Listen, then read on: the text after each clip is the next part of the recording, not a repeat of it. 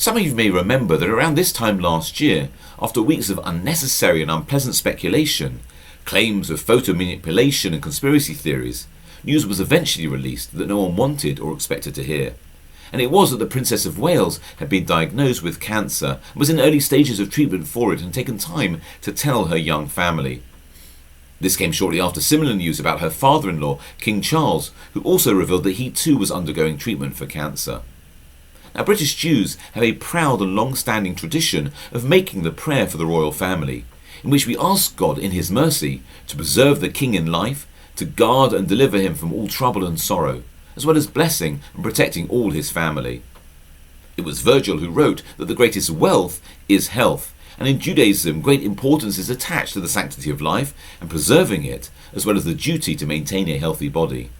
And this seems to be underlined in Shemini, where the Torah prescribes the laws of kashrus, with its list of permitted and prohibited animals, fish, birds, and even insects, along with the rules of ritual impurity associated with the non-kosher species. However, there's a misconception that the reason for these laws is the health benefits of only eating clean animals and avoiding unclean ones.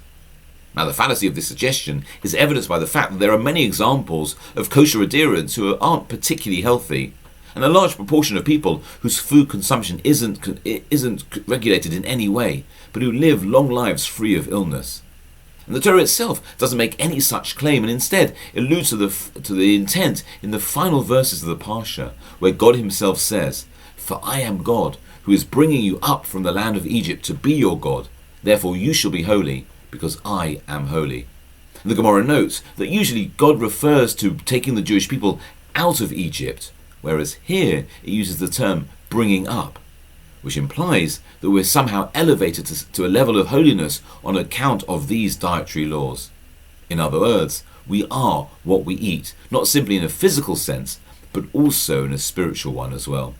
You see, the health of our soul is impacted by what our body consumes, and so we should take equal concern of our spiritual well-being as we do of our physical health.